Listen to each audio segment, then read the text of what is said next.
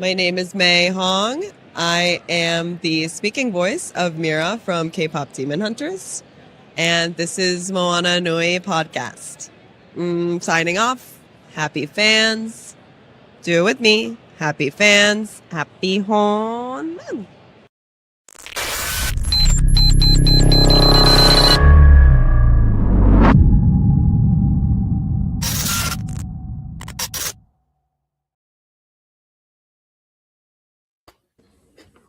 Good evening, everyone, and welcome to our January edition of Moana Nui After Dark presents Whatcha Watchin, our TV and movie roundup. I know this is the first month of the year. You're probably thinking, well, what's there to talk about?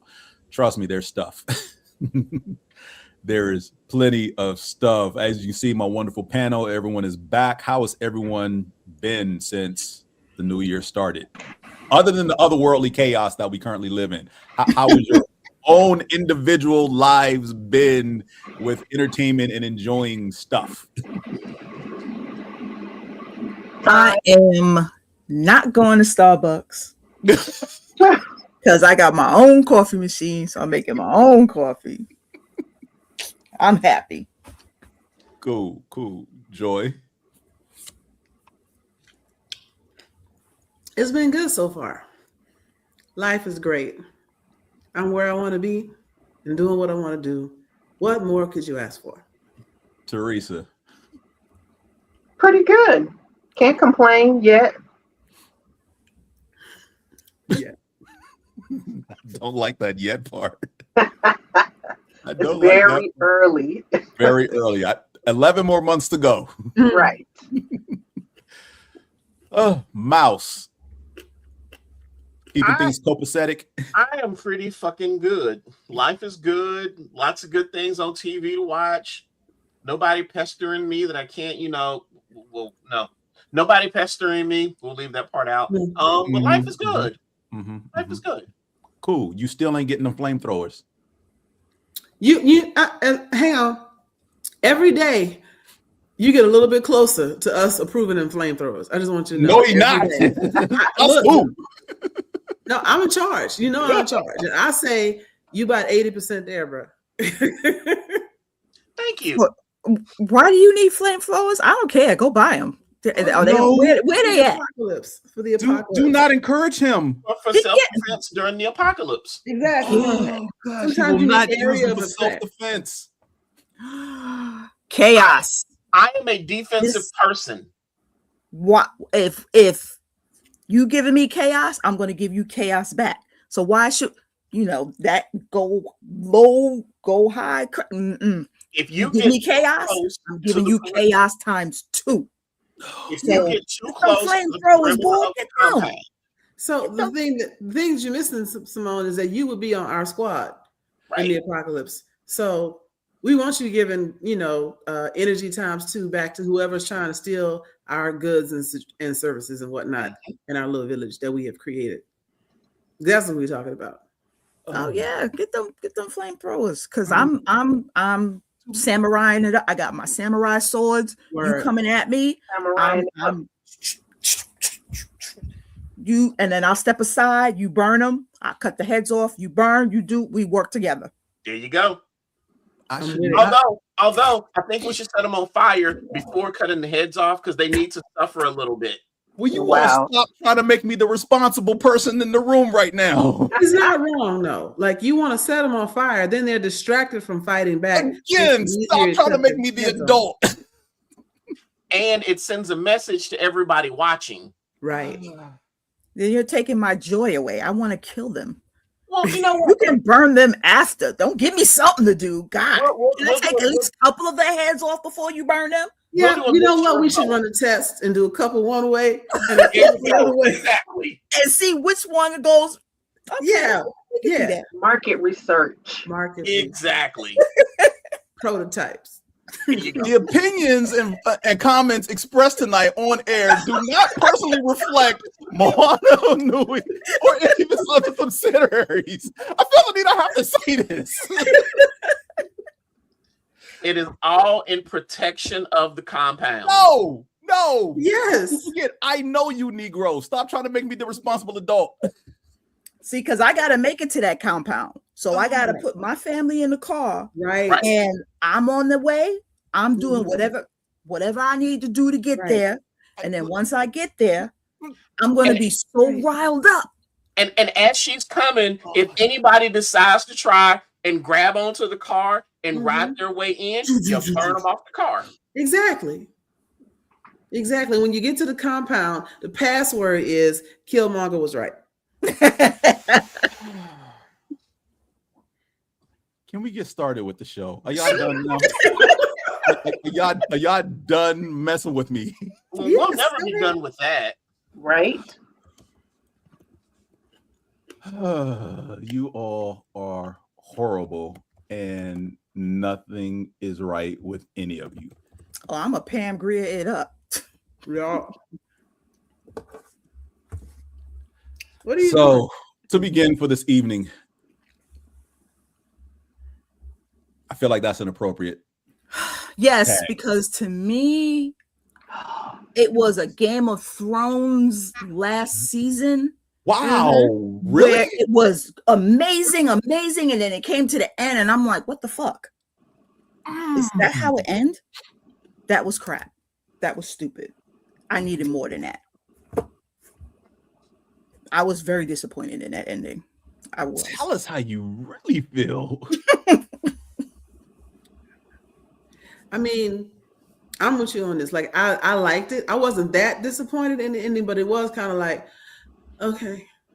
Like, because they all of a sudden they're going through, graduating, having their little,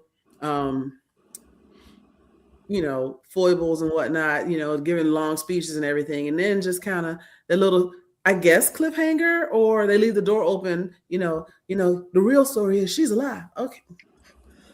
Well, there is another series coming. But it's not with these kids. It's somewhere else with whole new cast. We don't need it. We're done. We're good. Well, Netflix has already given them the green light to go ahead and do it. So the Duffer Brothers are hard at work on the next thing in the Stranger Things universe, if you will. I will say this though.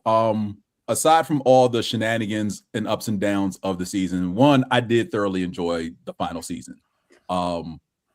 Yes, it could have been a little bit better.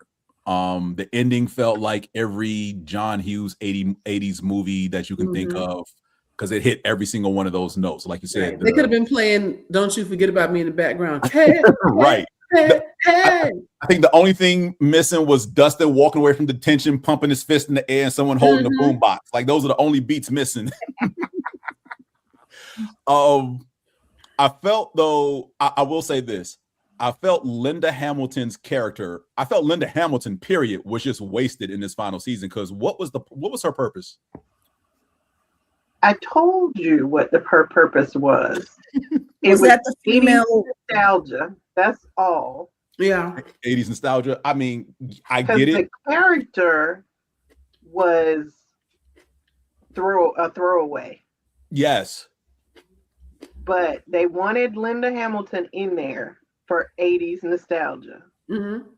They wanted to add her to the little list, the Winona Ryder, and then Matthew Modine and Paul Reiser, I think it is. It's just the 80s nostalgia people. Mm-hmm. I mean, we got enough of the nostalgia with all the great music they played. I mean, kids now know who Molly Ringwald in this spinoff. Wow. Right. And John Cryer. And Judd Nelson. Just name the entire Breakfast Club. Right. We could get Emilio Estevez out of retirement. What the hell? Right? Just don't ask for Charlie Sheen. We don't want Charlie absolutely Sheen. Not. He's not Brat Pack anyway. He's banned from the set. So, we've all seen it. The storyline, if you didn't see it, and it's going to get spoiled. You already know the deal here. I don't know. I guess the some of the letdown was the weight from the previous season to this one, because naturally we all saw the memes online about Stranger Things cast when the final season starts, and there's a whole bunch of adult versions of those characters, or just adult actors who we could say this is what they'll look like in 30 years trying to play high school kids or whatnot. So part of that weight, and I get it. Netflix, this is one of the rare instances in which Netflix is like, we're going to leave you alone and you do what you do. Mm-hmm.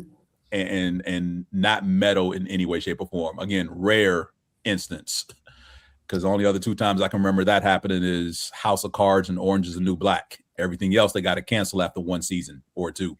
Mm-hmm.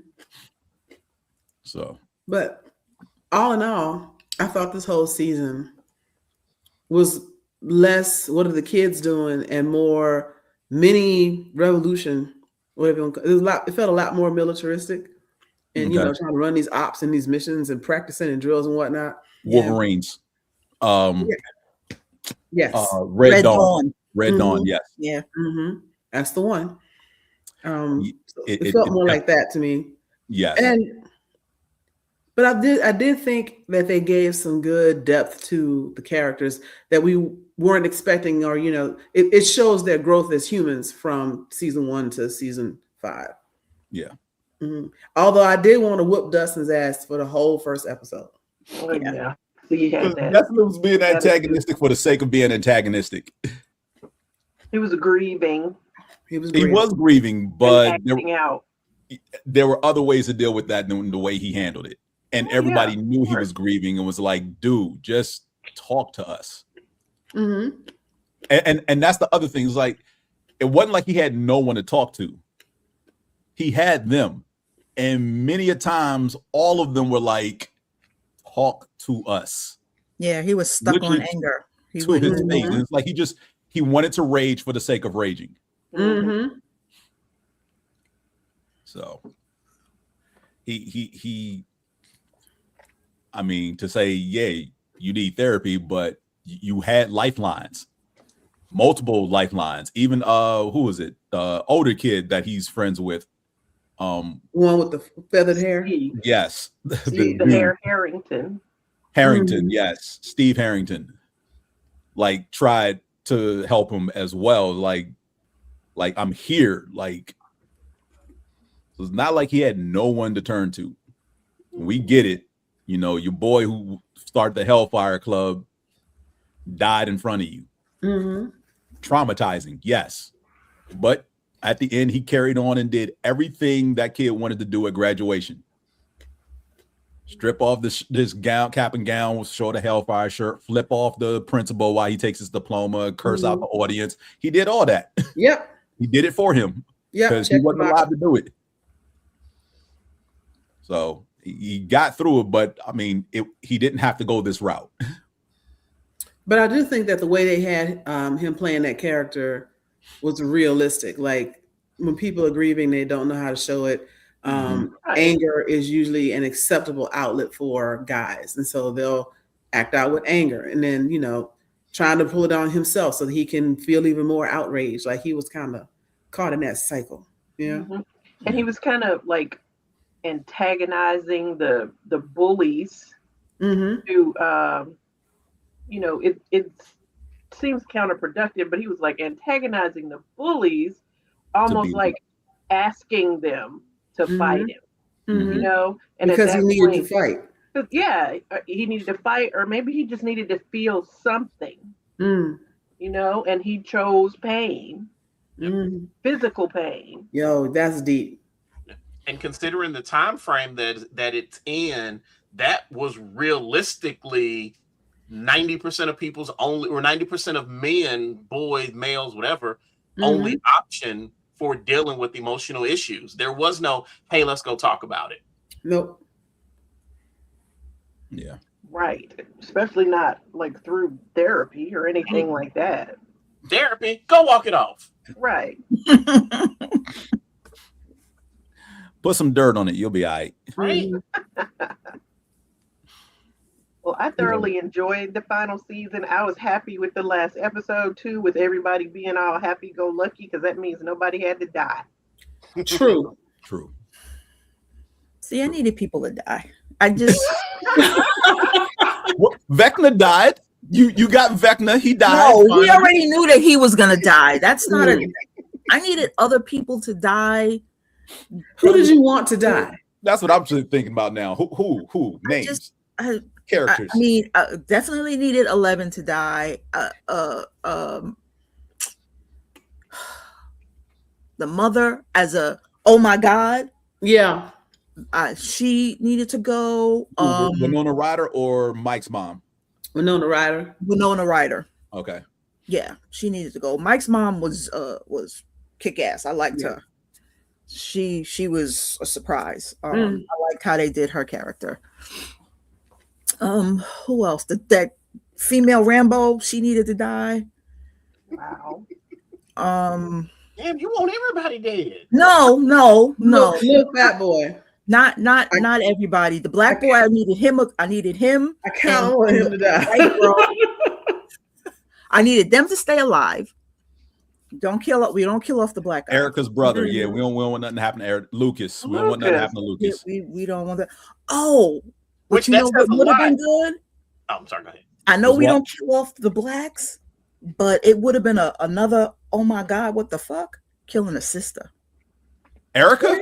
I would have boycotted. Nah. They killed Nah. we would have burned Erica down. I don't want her to die. On the spot. I don't want her to die. I would have written a sternly worded letter.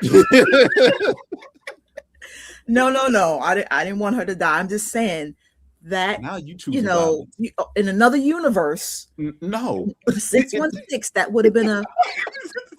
But the thing that I love, notice how much more concerned we are about Erica dying than we are Lucas, which to me, that says a lot about her character development from her just being his angry little sister to somebody we actually care about on the show. And she only shows up for like 15 minutes across 3 episodes.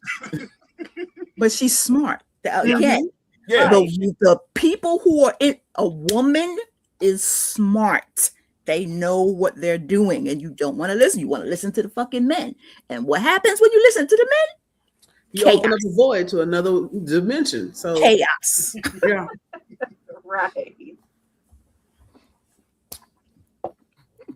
But yeah, I just needed a couple more people to die. Just so that they can grieve and really bond, and it would have been a better ending.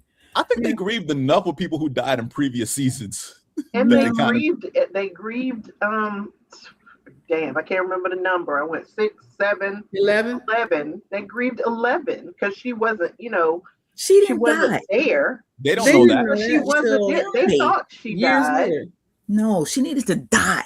She needed to die. We needed to see her die. The knowing that she was. Well, technically, we did see her die. We did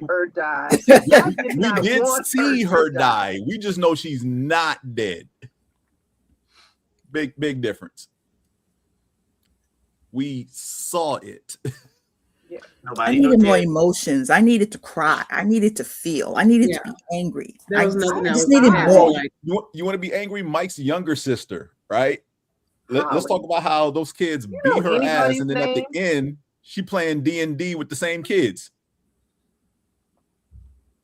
Oh yeah, a little demon child. Mm-hmm. The one who was able to get free of Vecna, like right. Who's Luke's girlfriend? The redhead chick was helping her get out. Holly, yes. So she realizes this is all fake. She's trying to tell them it's all fake, and they're like, "Why are you being this way?" Threw her downstairs and had a step show on her, and then she want to invite them over to the crib for D&D. I know one thing. I don't care if it was in our minds. Henry. Yeah, I don't care if it was in our minds and Henry, coerced you or whatever. You had a mind of your own to make a decision, and you mentally threw me downstairs and stomped the ish out of me. I am not inviting you to my crib to play Dungeons and Dragons. Vecna did not plan that ambush. Them kids did, and I wouldn't talk to not nary one of them again. That part.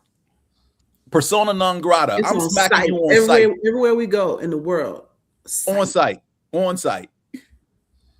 Like just 5 fingers to the face. Mm-hmm. People be asking you 30 years later, why is that person smacking you? I stomped on them when we was kids and they still haven't gotten over. You damn right I haven't gotten over it. You will deserve it 30 years into the future. Smack. Kind of like Tracy Morgan and his bully from way back when. Yes. Because no, this is not a kumbaya moment. Not a kumbaya moment. Like, No, I mean, hell, they even forgave the bully. He turned it around. That little fat kid. Yeah. Oh, him. Well, I mean, because Erica had his number. He ain't have a choice but to act right. True. Erica being the gangster that she is. Right? Erica went in that whole family's house and put them to sleep with pie. I would take an Erica spinoff. Absolutely. Mm-hmm.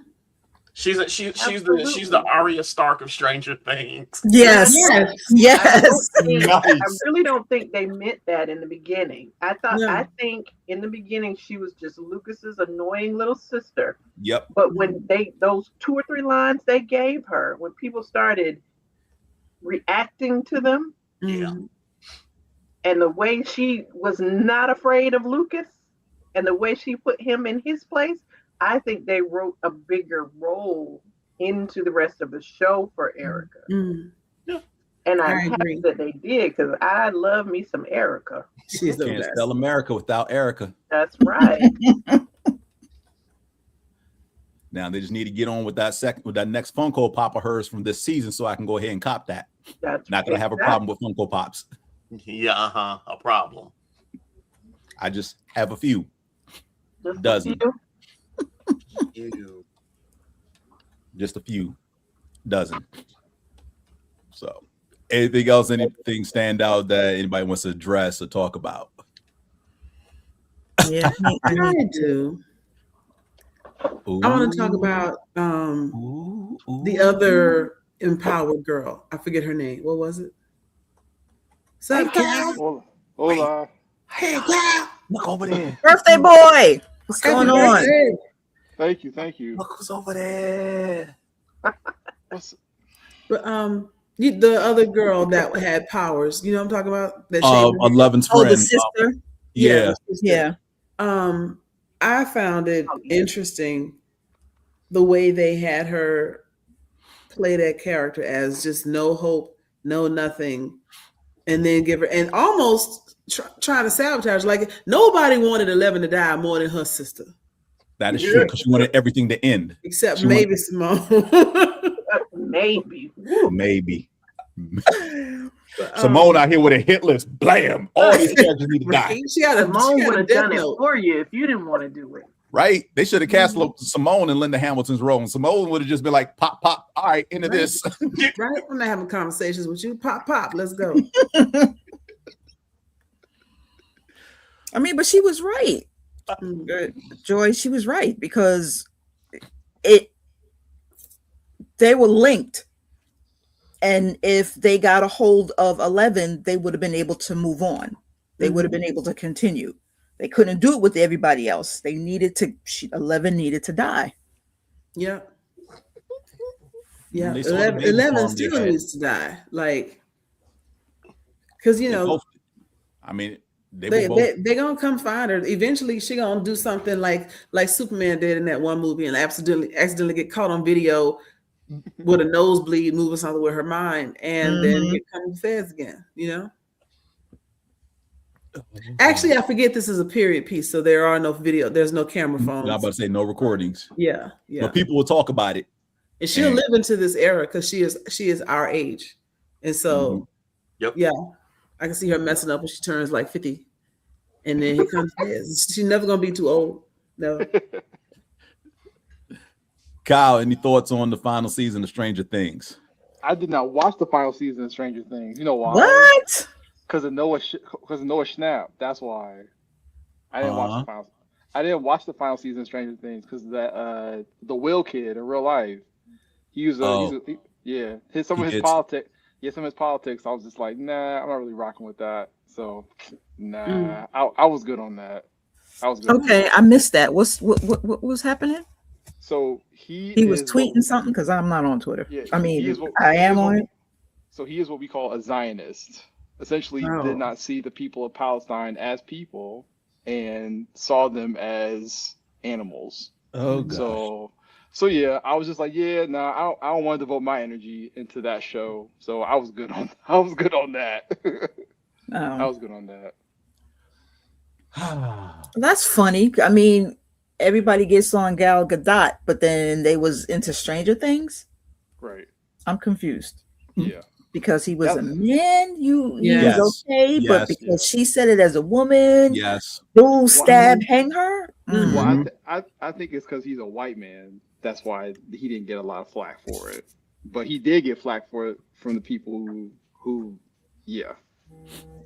So because there were a lot of hangups with people, wanting to tune into the final season because of the stuff that he said, and it's unfortunate because up until then, I really enjoyed Stranger Things.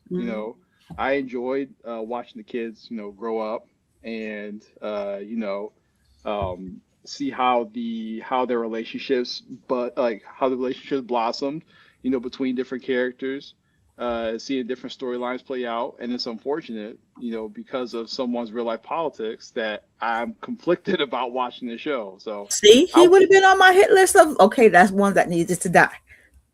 So tell Will. That would have made everything fine. Yep. I mean, if we ain't find Will, none of this would ever happen to begin with. Because remember, the first season all starts with Will disappearing for 6 episodes.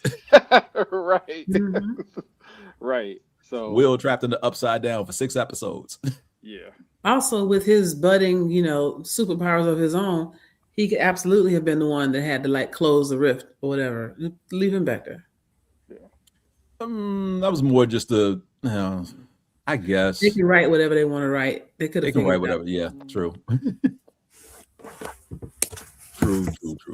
Yeah, because it could have been with him too. Okay, him and 11, both of y'all. That means that he was still living inside you. So if we have to go, you have to go too. Well, let's kill him. Take his head off too. Yeah, let's do it.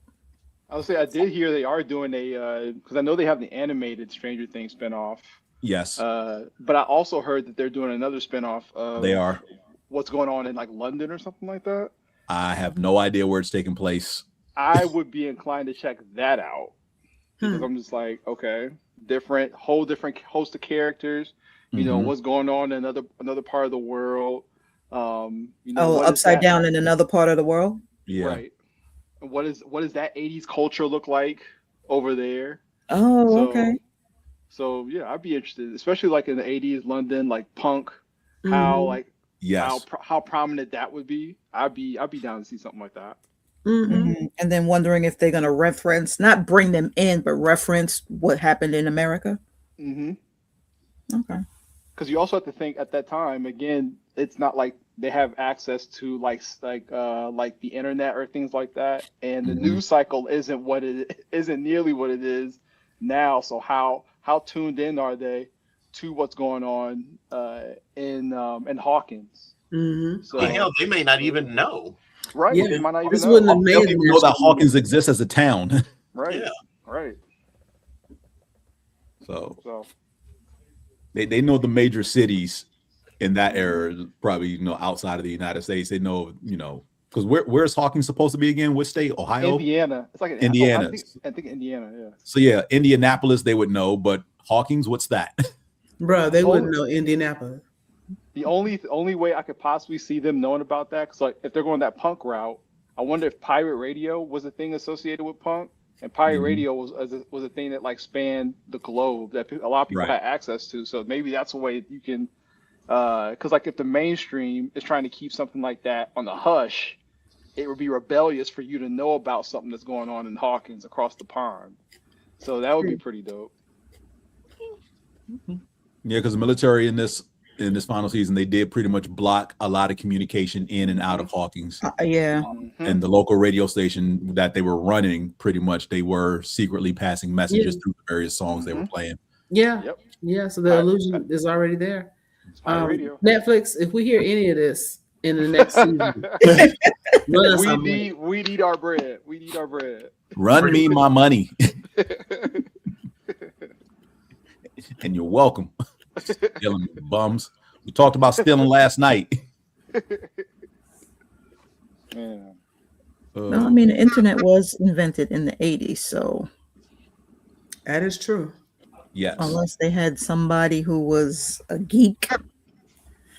Yeah, but back then only military had access to it. Mm-hmm. Well, in government. So yeah. No, I had my little computer. What are you talking about? You had the phone coupler modem. The I'm war not game modem. military. I had my little Apple computer. I wish I still kept it. Okay. Shall we play a game? So exactly what I was thinking of.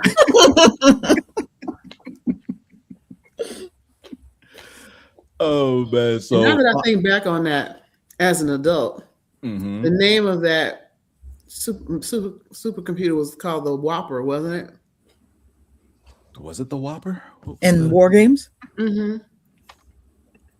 Like I know he called it Joshua, but like the rest of the military knew it as the WHO or the WOPR or something like that. Yep, WOPR, War Operation Plan Response. Nickname Whopper. Joshua. Nicknamed Joshua.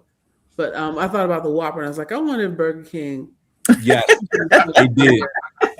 I do believe Burger King ran a cross promotion to sell the Whopper from that movie in the 80s. That's crazy. That's crazy. Would not be surprised if you can find those old advertisements on the internet somewhere. I'm sure it's on YouTube. I mean, McDonald's did it when the McDonald's did people in the hood everything was in the 80s. calling McDonald's Mickey D's, and they were like, "What's this?" And then all of a sudden, you're seeing commercials on TV about I'm going to Mickey D's, Mm-hmm. but you ain't paid not one black person for that. And they won't. According to a quick Google search, director John Badham liked the name. Like he liked the name that it was a Whopper. Yeah. Oh, okay. All right. Final thoughts on Stranger Things before we move on to other stuff that we have seen since the last time. Joy. I don't really want any sequels or anything. Let's just stop this. Okay. I mean, not a sequel, but will we call it a spinoff if London had their version? Would I that mean, be again, two spinoffs are coming. It needs to be a franchise. I'm firmly in the opinion it should be a franchise because we've already seen on the show that 11 is not the only person with powers. Hell, her name being 11 lets us know that she's not the only person with powers. So yeah, because Vecna was one. Need a sequel to this? No. I personally would like to see it become a franchise to where, there are bases, maybe other bases in the United States or other bases around the world. Because the main one was in Russia, so they could have escaped. And you're right, we can have one franchise that's in the UK and then another one that's in Asia. That's fine, but they got to be good. Oh yeah, absolutely, yeah. Bullshit. Teresa, it's good or else they die. I was gonna say that, but I'm glad you. I know you were. just kill him dead. Hit squad over here just want to kill off every character in the show. Right. Need a scorecard to see who's still alive. That makes you want to come. That's why I love Game of Thrones. Right. Killing all my favorite people. I didn't know who was going to die. They killed everybody. Game of Thrones, I knew who's going to die from the first episode. I saw Ned Stark and I was like, Sean Bean is going to die. Always dies in everything. Yes. Always dies in everything. Kyle, final thoughts on Game of Thrones as a whole, even though you didn't see season 5. Oh, you mean Stranger Things? Oh yeah. Yes. Stranger Things, great series. Like I said, will I be watching season 5? But if they do continue to do spinoffs, I'll be interested to see if the Duffer Brothers are attached to writing that, because I know they were kind of spent writing after season 1. So I'd be interested to see who they get as a writer for those spinoffs. Yeah, I hope they're good because that's one way to kill a franchise is to have some. Were they the ones that wrote this last season? Yes. Yeah. Okay, so then they were tired because who is it? Hmm. There's you a ain't YouTube missing nothing, video. Kyle. There's a YouTube video out about the journey the Duffer Brothers had went through from them coming up with the core concept for Stranger Things before it was Stranger Things when they were like teenagers.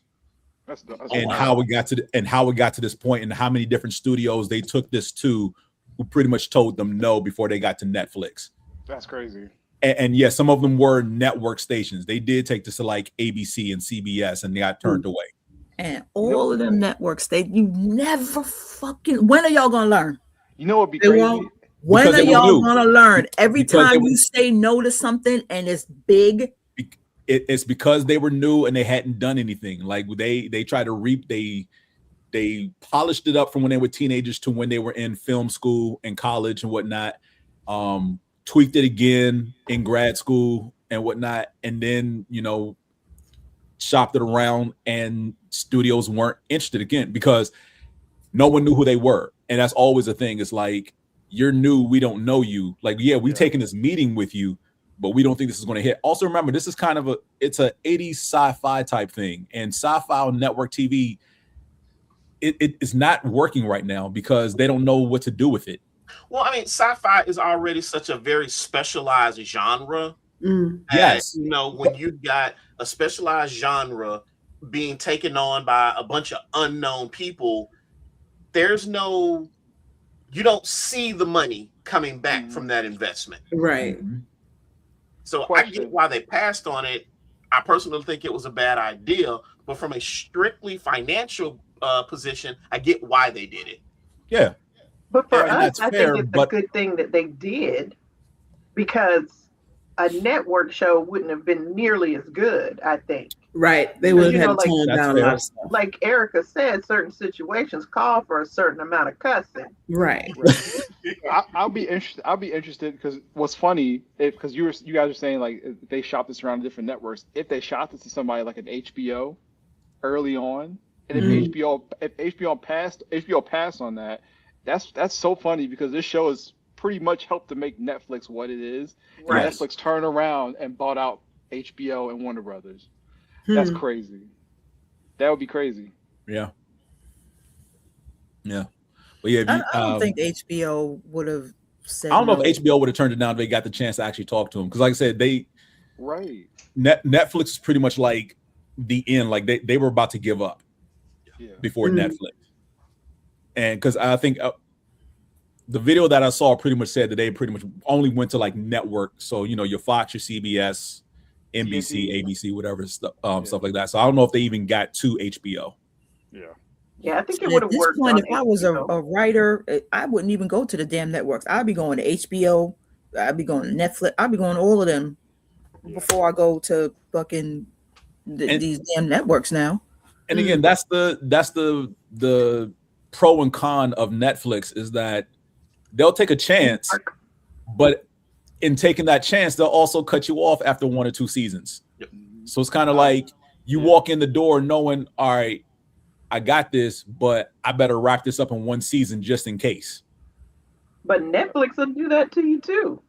I mean, that's what I'm saying. That's what Netflix does. They'll give you the chance. At the same time, they'll cut you off after 1 or 2 seasons. But I mean, even if you got the numbers, you got viewership and people like it, they will still cut you off. Mm-hmm.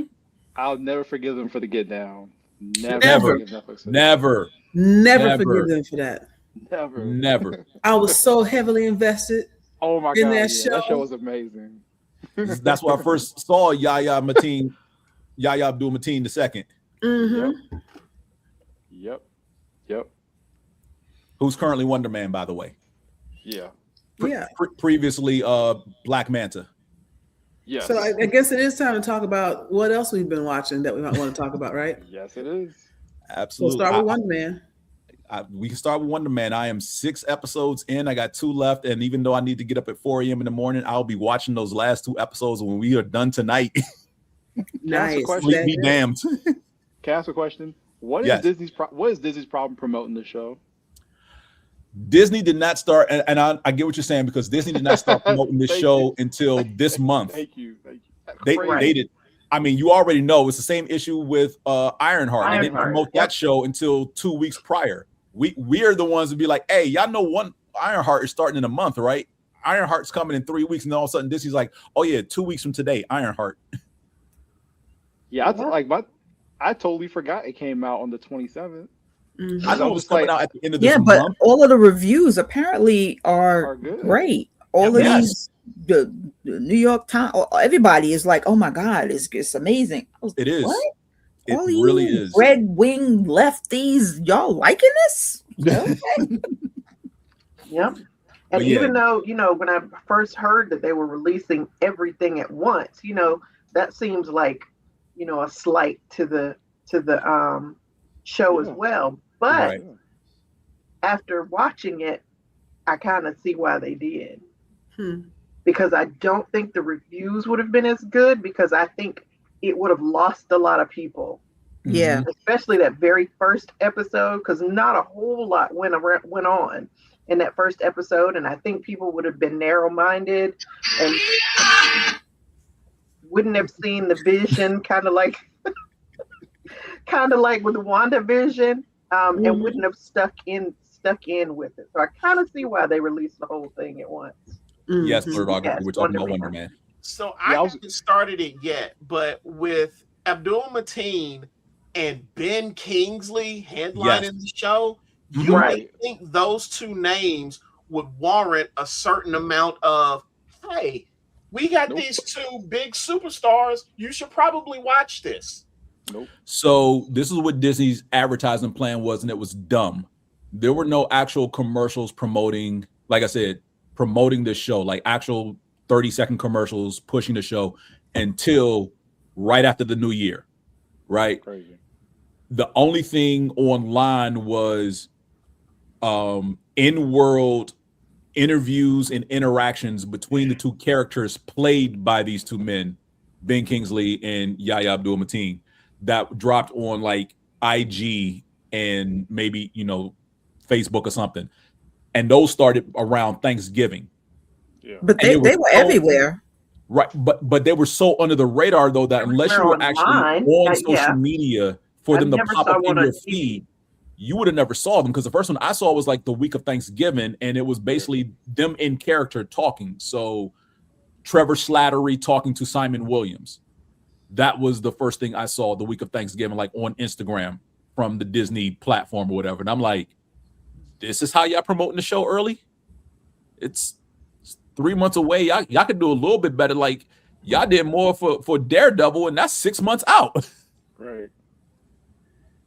Yeah, they just started their Daredevil too.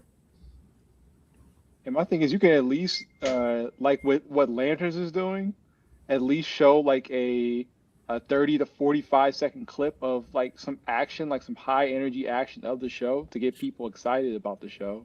And then drop some like promotional material, but they didn't do any of that. No, they didn't, but it still turned out to be.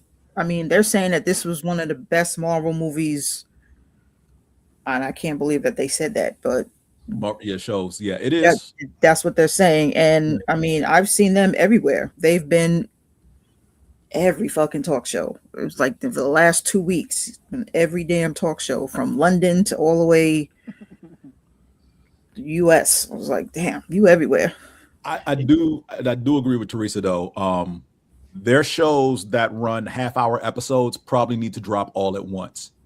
Yeah. So, or at least more than one at once. More than one episode at a time. Yeah, because you don't get a lot if they're only giving them 30-35 minutes of runtime per episode. That's not good for a weekly episodic, at least for these Marvel series. Right. And from what I've binged, like last night I watched 2 episodes. I was good after 2 episodes to go to sleep. But yeah, if I stopped after episode 1, I'd have been mad, because episode 1 does kind of like leave you hanging like, wait, what am I getting into here? Because it's very intro level stuff. Like, it made me think he didn't know that he had powers. Right. And it's like you don't even know what you're getting into. It's very it's episode 1 is just complete unknown. Like you're left hanging, like I said, at the end. So you want to hurry up and get to episode 2. It was like WandaVision. That's why so many people after that first episode of WandaVision, they were like, black and white? Is it all gonna be black and white? Is it all right. like, you that know, was the fodder for a week, from yes. the 50s or whatever? But with WandaVision and with Loki, didn't those shows also release week by week? They did. They did. But remember, WandaVision episodes got progressively longer as it went on. They dropped the first 2 for WandaVision. Yeah. After that first episode of WandaVision, because they didn't understand it. Right. No one did. I don't think anybody expected WandaVision to be what it was, even from the promotional material we got. Right. So you're going into a lot of these series blind, but at least there was promotional material for WandaVision. Like here's WandaVision, and even though it was kind of like all over the place because everything we saw were just images from the different eras of TV shows, the way the show was stylized. Yeah, you at least had some idea of maybe what to look forward to. The other thing to think about, and tell me what you think about this though. With those shows, we'd already seen their characters on the big screen. That helps. Yes. Yep. We have never seen anything about Wonder Man until the Disney Plus show. Right. Absolutely. And technically, no, but yes. Technically, no. Because... Well, Trevor Slattery we knew of. Wonder Man, what was it? Okay, so James, hold on a minute. What? Trevor, not Trevor. Simon Williams. Is that Sir Simon Williams? Wait, Ben Kingsley. Sir Ben you mean Kingsley. Sir Ben Kingsley? Yeah. As Trevor Slattery. Yeah. Yes. Okay. So, why was he in jail? For playing the Mandarin. That was a So okay, I got Iron Man 3. Iron Man 3. Right. I was like, Aldrich Killian hired him to play the role of the Mandarin while he was committing all these acts. So all this stuff was actually happening. He just paid Trevor Slattery to act as the Mandarin to claim responsibility for all the stuff that AIM was doing. Right. And even though Killian dies at the end by, Pepper Potts' hand, they still arrested Trevor Slattery because he's the face of the Mandarin. He was the face of it. He was basically they charged him as like co-conspirator. So in the Marvel one-shots that they put at the end of when you started, if you bought the DVDs of certain films, they had Marvel one-shots at the end. And of one of the movies afterwards, because it wasn't after Iron Man 3 when it released, it was something else. They had a one-shot called All the King's Men or something like that. And a representative of the 10 Rings was interviewing Trevor Slattery in prison about why he did it, what was the role and everything like that. And, as that interview was going on, the prison is being attacked. Yeah. And then it just fades to black because we don't even see the people attacking the prison. You just see Ben Kingsley freaking out and looking around like, what the hell is going on? And then it just fades to black. And the next time we see him is in Shang-Chi. Shang-Chi. So, which was weird in and of itself because like, why is he showing up here? But whatever. Right. So, and that's still not a clear connection. So like, I get it. The 10 Rings broke him out, but how he ended up in where his mom, and them live or whatnot. Shangri-La or whatever it was. Yeah. They took him there. Well, yeah, but that's the thing though. The 10 Rings, the actual Mandarin and the 10 Rings broke him out. So why was he punish him? Yeah. So why was he in the safe haven? Right. That he was trying to with get the in? mom. Because remember, Shang-Chi's parents ain't copacetic. Right. So even though his dad's people brought him out of prison, when we see him, he's with the mom's people. Plot hole. Yes, because he brought back the headless little flying thing. Yes, the little puppy thing with the wings and no face. It's like a giant hedgehog with wings. Joy, wake up.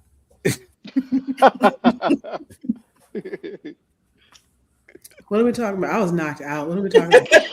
Oh, no. Go to bed, Joy. You tired. Oh my gosh. No. Go on, go to bed. All right. Um, I feel her pain. I do. It's been a long day. episode 4. Was that blurredography? Yeah, you're talking about episode that 4 confused the hell out of me. Yeah, we're not going to talk about it too much. We're going to talk about it because again, it just came out. We want to go in depth next month, but right now we're just acknowledging we have seen it, what to look forward to. No, this is the only thing we're not going to spoil. What? We're not spoiling Wonder Man. No, I haven't finished. It came out last night. I'm about to say it just came out last night. And Ma'am,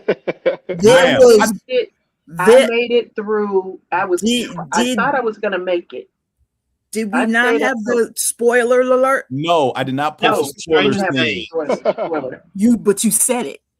I did for everything else, not this. We haven't all seen it yet. Have you seen it? I'm on episode 5, and I don't care if we've seen it. That's what we're here for, to spoil shit. Am I wrong? Yes, you're wrong. Why are you like this? Because we would have billed it. We would have billed it as a Wonder Man spoiler show. Yeah. Right. Okay. And we didn't bill it as a Wonder Man spoiler show. This is not your first episode. We spoil shit on this episode. Do we not? Behave. Yes, but we let people know. We let them know. We warned them at the beginning. For strangers, they came in late. That's their fucking fault. They should have been here on time. Nah. Just like last month, we talked about Stranger Things. We didn't go in depth about Stranger Things. But we still spoiled some things on Stranger Things. No, we did not spoil anything on Stranger Things last month, other than the fact that it came out, how many episodes each of us has seen, and how much we were liking it thus far. That's about okay. It. So Kyle. Yes.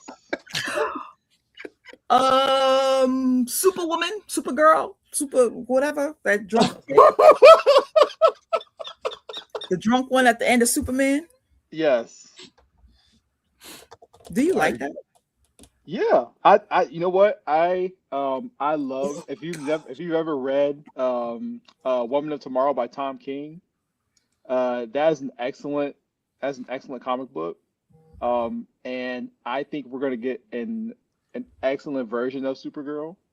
I'm interested to see, because we are getting lanterns, and if they do explore the emotional spectrum, I am praying that we get Supergirl with a Red Lantern ring, because anytime she gets a Red Lantern ring or is exposed to red kryptonite, she is OP. So yeah, I'm excited for Supergirl for sure. Of course you are. Shocker.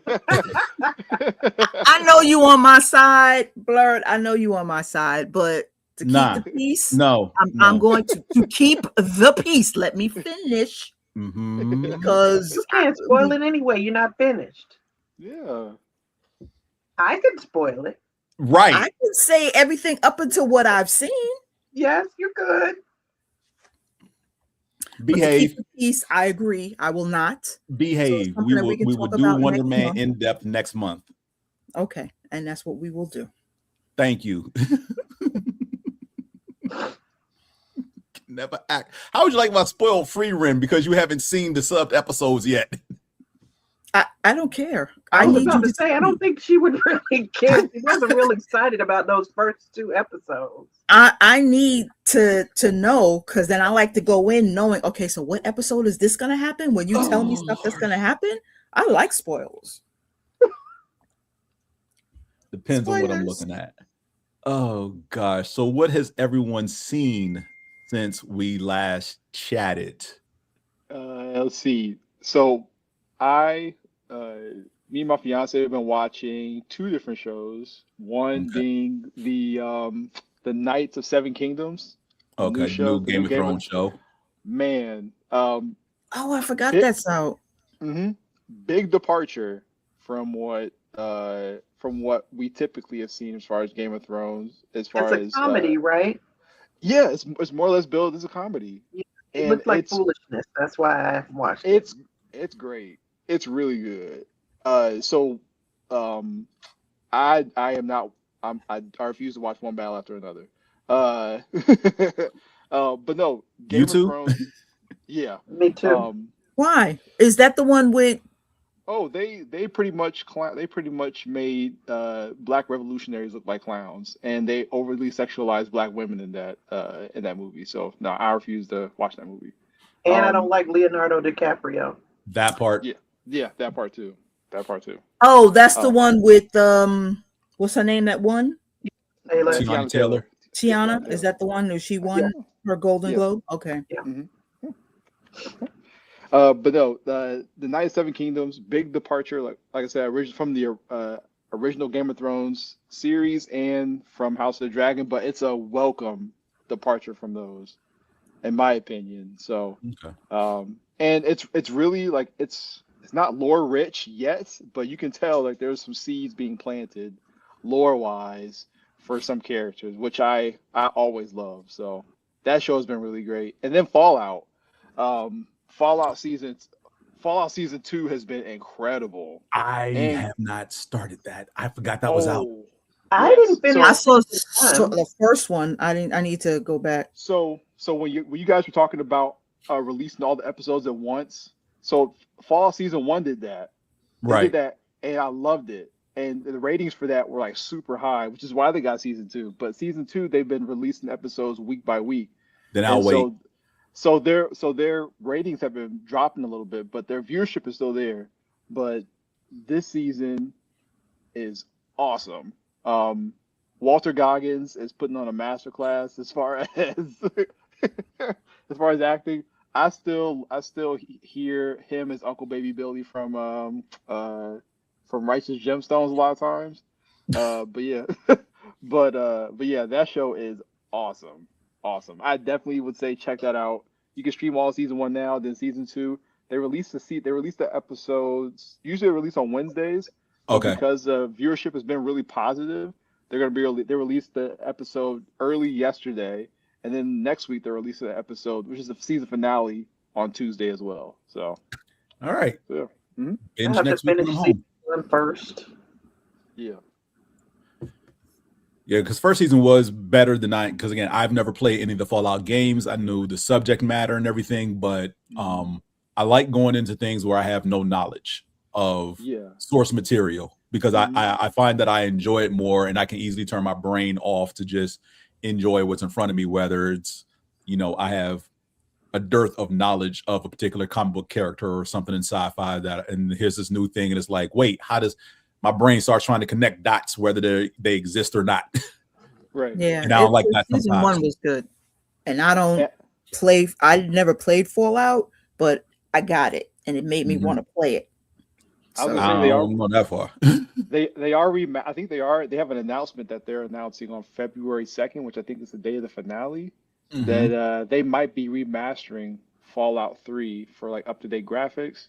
I would play. That's an excellent game. That's an excellent game. Okay, cool. Probably the best in the series. Mm-hmm.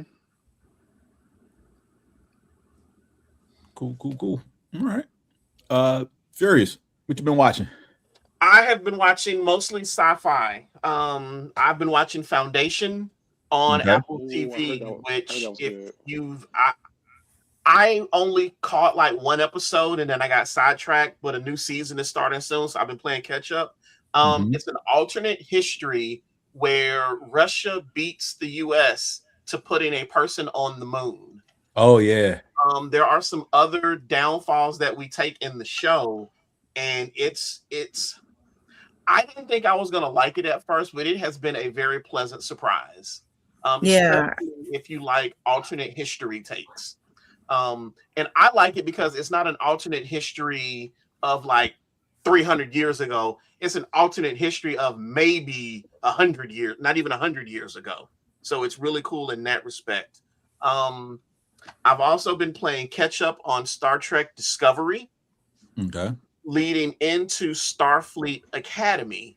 And Star Trek Starfleet Academy, if you are a Star Trek fan, you should be watching Starfleet Academy. Only 3 episodes. Excuse me. Only 3 episodes of Starfleet Academy have come out so far, but it's a very interesting take because you get to see what is life like as a cadet and not as a seasoned ship crew Starfleet graduates. Yeah. not a crew member and a graduate. And it's some people have been calling it the 90210 of Star Trek because there are nothing but pretty people. Pretty people. Okay. And you know what? Everybody who's if that's how people want to describe it, that's fine. I don't really care because we've never seen this side of Star Trek before. So to me, it's really cool because as you have seen in Discovery, they are now so far into the future that there is no Starfleet. No, it is not the Breakfast Club. No, it is not the Breakfast Club.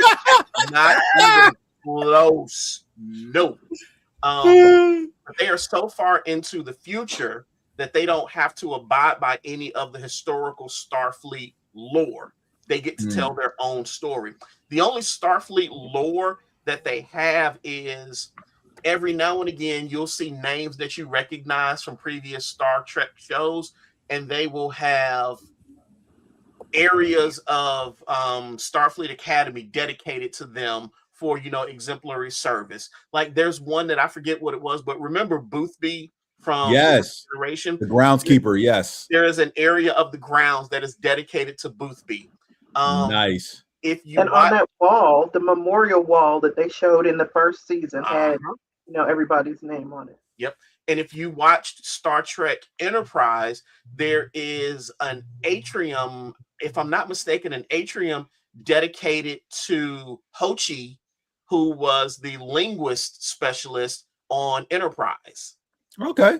Yeah. So they do a good job of, we've got all these people that you remember from way back when. We're not going to focus so much on them. We'll just dedicate different things to them. Gotcha. And again, getting to see what it's like being a cadet. A mild spoiler. They also introduce, and again, this is something that's new to me. If it's existed in other Star Trek lore, I didn't know about it. But the War College. Oh. So in it, you've got Starfleet Academy and you got the War College all sharing this communal space as they do the things that they do. And it's interesting because I'm wondering if the War College could potentially lead us back into having Section 31 again. Oh. I don't know that that's what they're going to do, but again, you've got Starfleet Academy and then you got the War College. Gotcha. So that's just been an interesting dynamic. And the first couple of episodes felt a little off to me, and I couldn't figure out what it was that was off until I got to the 3rd episode. And it's because this is a brand new area of Star Trek. So had you just given me this show and called it random sci-fi show in the future, here are the cadets, I wouldn't have thought anything about it. But you've attached the Star Trek name to it. It's going to take some time to get used to. And for old fans like me, there is a certain thing you expect when you attach the Star Trek name to it. And this show doesn't do that, which I think is good because the franchise has got to evolve if it's going to survive. And the usual suspects, as I call them, have been online bitching and moaning and complaining. Yeah, absolutely. They've been bitching and moaning because there's a character who she is half Klingon, half Jem'Hadar. Yep, I know. And if you remember the Jem'Hadar, they were initially a genetically created male race that didn't reproduce. Mm-hmm. They were all bred in the lab. And everybody's like, well, how do they have a female Jem'Hadar? And I'm like, it's 1,000 years in the future. Evolution, we figured something out. Stupid bastards. It's also fiction. That part. Right, it's fiction. Yeah. You know, you can do whatever you want. And it's almost as if they never watched DS9 with the war with the Dominion. If you think the Klingons were just killing Jem'Hadar, and some of them weren't curious enough because, I don't know, the Klingons, a warrior race, looking for battle, looking to get stronger, always looking for stronger people to fight. People to conquer. Would think, these guys are pretty damn good. You think they wouldn't take some genetic samples back to the Klingon homeworld and start breeding these just to fight and have things to battle with? Exactly. You must be out your cotton picking mind. Yeah. So again, if you are number one, if you're a fan of Star Trek, number two, if you're a fan of science fiction in general, you need to be watching Starfleet Academy. Like I said, only the 3rd episode is dropped because Paramount Plus drops it out week by week. Go watch this show. Oh, I don't. I like Star Trek, but I don't have Paramount Plus. I haven't finished Lower Decks or Picard or Discovery. Yeah. Well, then, if you are able to watch this show, go watch. One day in the future, when I can get my anime list down. Yeah. Oh, well, that'll be never, James. Which is never, right? That'll be never. But like I said, I've been on my sci-fi kick lately. So Foundation, Star Trek Discovery, and Star Trek Starfleet Academy. Yeah, if you are a fan of science fiction, right now is a good time to be watching stuff. Okay. Well, you catching up because Foundation is old. Yep, this is about to be season 3 of Foundation. And I think season 3 of Foundation, I think, comes out in March. Season 2 of Monarch happens in February. So I'm already ready for season 2 of Monarch, but I want to get ready for season 3 of Foundation. There's a lot of good sci-fi shows on Apple TV. Apple, yeah. There was an article I was reading, and it was talking about, the rise and fall of all these streaming services, and how in the beginning it was just Netflix, and some people were like, yeah, once everybody else gets caught up to speed, Netflix is going to be in trouble. They got to talking about Apple TV and how the only people who should be worried about Apple TV is HBO, because that's kind of the model that Apple TV is taking right now, is a curated selection of exceptionally well done programming, and not just we throw everything at the wall and see what sticks. Mm-hmm. Okay. I like that there are more than 2 Black people in this. Yeah, absolutely. And yeah, that's the other thing is in this new Star Trek Starfleet Academy, the diversity is they did an excellent job of having a diverse cast on this show. Like truly diverse. Yes, truly diverse. I mean, one of the things that I love about this show, and I know some people are not going to like hearing this, but the people who I know like hearing it are going to be happy to hear it. There are like 2 white dudes on the show. Okay, that's too many, but whatever. And neither of them is in any form of power or control. No, I take that back. One of them is. There's a white dude in charge of War College. Oh, yeah. But the other couple of white dudes on the show are like cadets, and they're not even, like I said, like main characters. Yeah. The diversity on this annoying, show. Though. Yeah. So again, they did a very good job of having a truly diverse cast.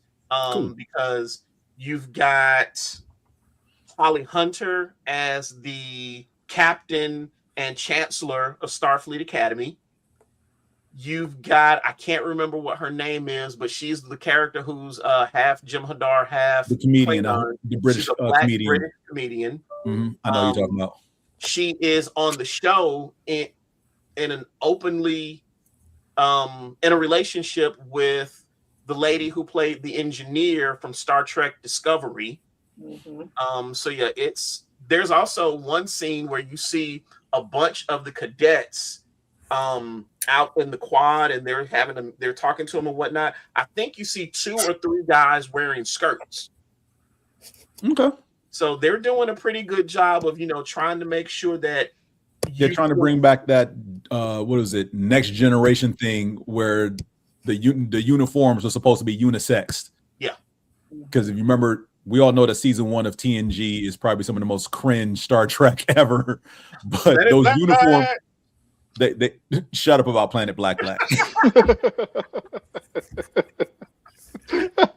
But if you remember the pilot and the first 2 episodes after, because they pretty much scrapped it after those 4 total episodes, but the pilot and the 2 episodes afterwards, you do see men walking around in the long skirt, like, onesie skirt thing that they were trying to make a thing, and it never really caught. So yeah, Blurred, you need Apple TV. You need it. Watching C made me get Apple TV, and after I watched C, it was like that kept me. I was like, I'm not getting rid of it. I didn't care for her acting in Bob Hart's Abishola, but I love her. She's essentially a drill sergeant. Yeah. If you've ever seen her do stand up, think of her doing stand up as a drill sergeant. Mwah. All right. Teresa, what you been watching lately? Interestingly enough, I just started Foundation as well. It was on the suggestion of a friend, the recommendation of a friend. So, and I really like it too. Not that friend, a different friend. But I'm only like, I'm not gonna tell y'all to watch that I was watching freaking 3 years ago. I need y'all to catch up. She said we're late. Who was watching C? I was watching that. I'm only like maybe five-ish episodes in, so it's kind of a fill-in when I need something to watch. The stuff that is new this season, that's like 1 episode a week that I've been watching. Starfleet Academy. Will Trent is back. I love Will Trent. And The Pit is back on HBO Max. They had a phenomenal first season, and it's still just as good. Is that the show with Noah Wiley? Yeah. Yes. Okay. And along with those, on Sunday during the ice show the ice storm that never was, I binged the entire season of It, Welcome to Derry. Cool. What you think? I loved it. I was pleasantly surprised because I have always loved horror movies since I was like in middle school. I started reading Stephen King in middle school. But I have noticed as the older I get, the more chicken I become. I used to be able to, my room was in the basement when I was in the high school. I would sit in the basement by myself in the dark, lights off, watch any kind of horror movie you could think of, and then get up and go to bed. Now, I made sure I started Welcome to Derry in the daytime with the blinds open. Of course, by the time I finished it, it was dark, but I have realized that it's not as scary as I expected. The last It movies, I haven't even seen the second one because the first one scared the bejesus out of me. So I was afraid the series was going to be the same, but it's not that bad. It's more like story driven than scary driven. So I really enjoyed it.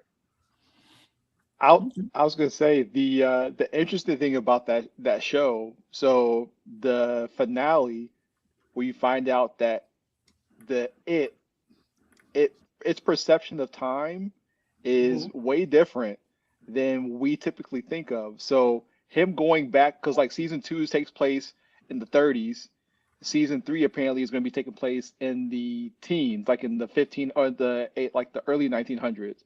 So they're going back in the 27-year cycles. Correct, because the entity It essentially is going back in time to try to, okay, I messed up. Those kids in the 80s killed me, so I'm gonna go back and try to take out kill their ancestors. Yeah, right. So I that sets up a whole different thing, because my thing is, if he succeeds in even taking out one person, that alters the timeline altogether. and It Chapter 3 makes for an entirely new universe and movie. So yeah, and then Chris Chalk, what's his name? Who does he play? He plays Halloran, Dick Halloran. Mhm. Loved him in that series. That's my pick for Martian Manhunter. If they ever do a live action Martian Manhunter, it was Mhm. Mahershala Ali, but I would love to see Chris Chalk as Martian Manhunter because he's got that deep voice, has the gravitas to pull that off. Yeah, I would love to see him as Martian Manhunter. So And let with me ask. So let me ask this: as far as It goes, the only It that I've seen as far as the series goes was the miniseries back in I think either the 90s. early Early 90s. 90s. Early 90s. Yeah. Does the current It pick up? Maybe not exactly where that one left off, but is it a continuation? No, Mhm. it's a consider because my fiance asked me that too. Consider the one in the early 90s is like one version of like almost like them doing a another version of the It books. Okay. So after that, that pretty much is his own thing in its own little universe, whatever. It Chapter 1 essentially was the start of this new kingdom, so to speak, as far as the It movies are concerned. Okay. So like after It Chapter 1, It Chapter 2, Welcome to Derry is in that same universe, and there's what they do in this series is like chef's kiss. But Chef's the kiss. series, so the two movies, Chapter 1 and Chapter 2, are like a retelling of the one from the 90s. No, it's not. It's not. It's not But connected. the series is a prequel to the two movies. No, so the series in the 90s is its own thing, so it's not Right. connected to the movies at all. Right. That's what I'm saying. It's a okay. Yeah. Okay, cool. Simone, what you been watching? Blurred. The Severance is mid 2027. That's when that one is supposed to be coming out. Okay. I'm just watching all of my new shows that just came out. Like Teresa said, what's his name again? I forgot. Will Trent. Will Trent. What's the chick before him? I don't know the chick before him. I can't remember that show before the Genius Lady. Yes, the Genius Lady. I can't remember that. Potential, some kind of potential. Oh, High Potential. High Potential, yes. I'm kind of behind on Will Trent, but it's being recorded. But I've been watching High Potential. Okay. How much of Will Trent have you watched? I've seen all of Will Trent except for the last two episodes. What happens in the last episode that you watched? I watched was last week. The last one that I watched was they thought that he died in the car. Okay, so you haven't finished that. Okay, now I'll ask you next time then, because there's something that happens that I want to ask you about, but it sounds like you haven't gotten there yet. No, I haven't. Because that was a part 1. I need to do the part 2. Yeah. I'll ask you next. I'll ask you next time then. Never mind. Sorry. Yeah. I need to do the part 2. Because I just been stuck on that High Potential. She's just had me captivated, and that one just got me. I know the television was on when they was doing the dance scene for Will Trent, and I was like, I don't want to watch it. And I walked out of the room because he was like, I'm diplomatic immunity and you can't get me. And I was like, okay, let me get out of the room because Will is about to say something smart, and I'm gonna get stuck on this, and then I have to watch the whole thing. So I walked out of the room. Will Trent has been a very good hit, a show that to me has been a sleeper hit because I was not expecting it. Will Trent is really good. It is because he's a genius, but he can't read. He's dyslexic. Oh, he's dyslexic. Okay, he's dyslexic. Like if you've ever watched Monk, Yes. Yeah. But see, He's on the spectrum. Monk is different Right. because Monk is on the Monk spectrum. just has a bad OCD. Yeah. Mhm. Will Trent doesn't have that. But yes, it's like him and Monk are cousins. Similar in the way that their minds work and the way they attack problems. Yes. Because they don't think like everybody else. Right. Okay. Yeah. Cool. And then just a little bit of all episodes all over the place. I'm trying to see all of the new stuff that's coming out on who was it? Kyle that was talking about the new Game of Thrones one. I need to watch that. I forgot that came out. I need to do that. Catch up on my shows on Apple TV. I'm just so behind on everything. Life be lifing. Yep. Yeah, life be lifing. Yep. Life be lifing. Well, now that there's only one football game left this season. Oh, who you you know what's so funny? Wait, before you go on, how they comparing Cardi B to that other stupid chick? Oh, she got her gold card today. So apparently this has all been for a reason or some nonsense. So yeah. What? You talking about Nicki Minaj? Plastic butt girl. No. Yeah, I'm talking about.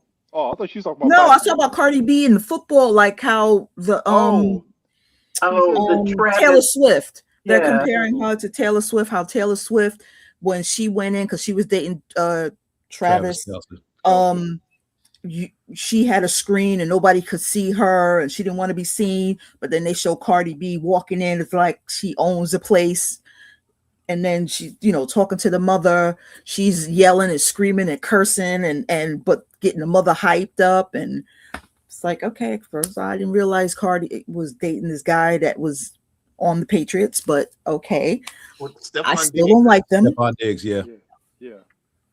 I want the other team. I just don't like the Patriots. You know what?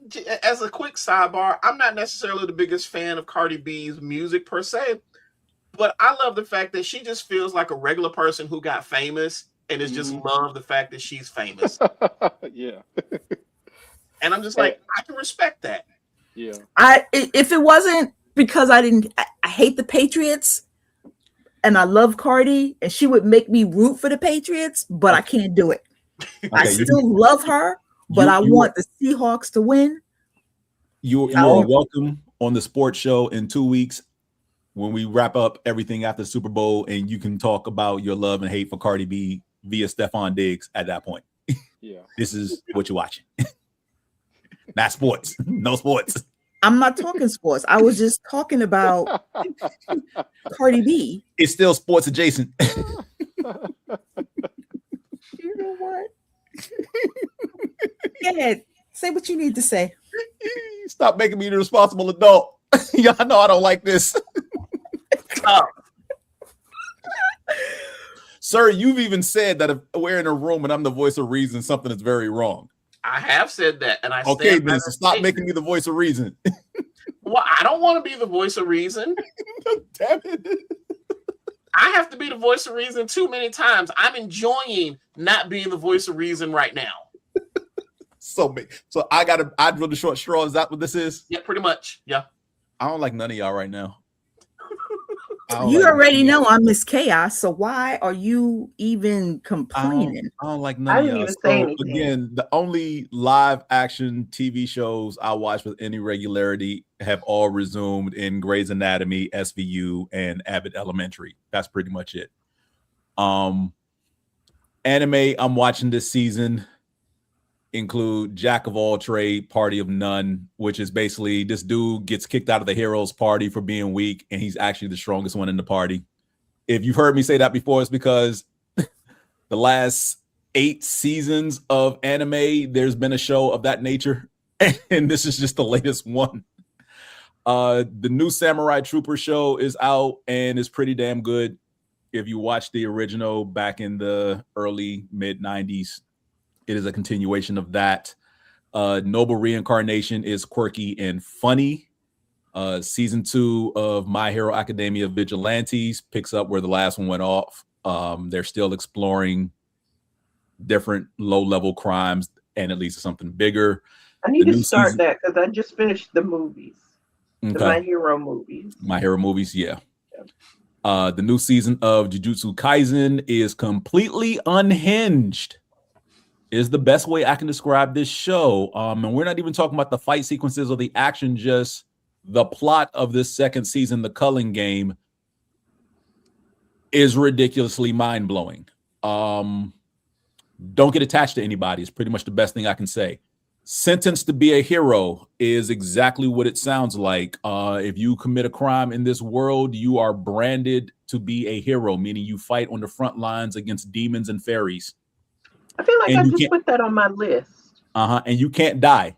This is the thing. You can't die. If you die, they pretty much pull your soul back into your body, heal you up, and send you out there to fight again. Wait, what's the name of this? Sentenced to be a hero. Wow. So that's your punishment? That's your punishment. You fight on the front lines as a hero. And to be a hero is nothing to be proud of. You are ostracized by the rest of society, even though society is losing ground to the fairies and demons because these things keep wiping out every piece of land they come across.